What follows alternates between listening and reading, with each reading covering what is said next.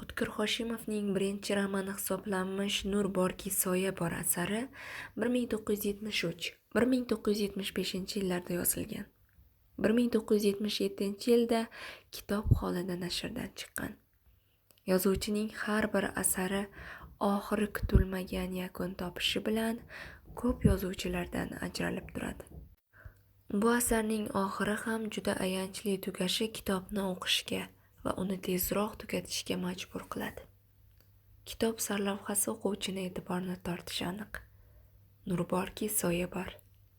Demakki, dunyoda ham yaxshi borki yomon bor.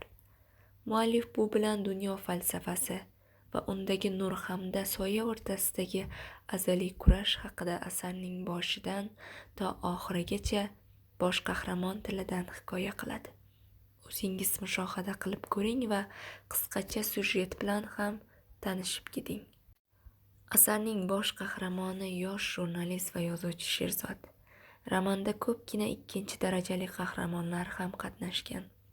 Jumladan Sirojiddin, Abduvohid, Shoira, Zuhra va boshqalar.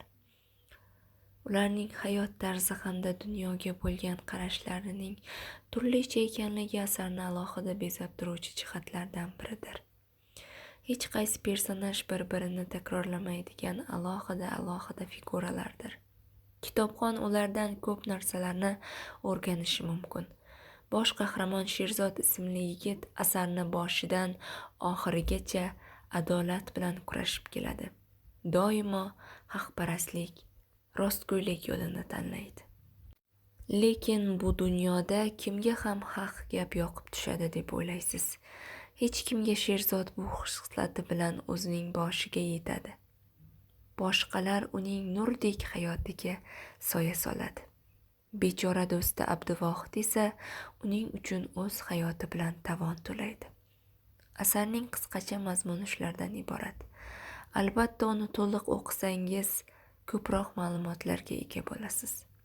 Baribir tahris yozib butun boshli asar mazmuni, uning mohiyatini yetkazib berish bir muncha qiyinlik qiladi.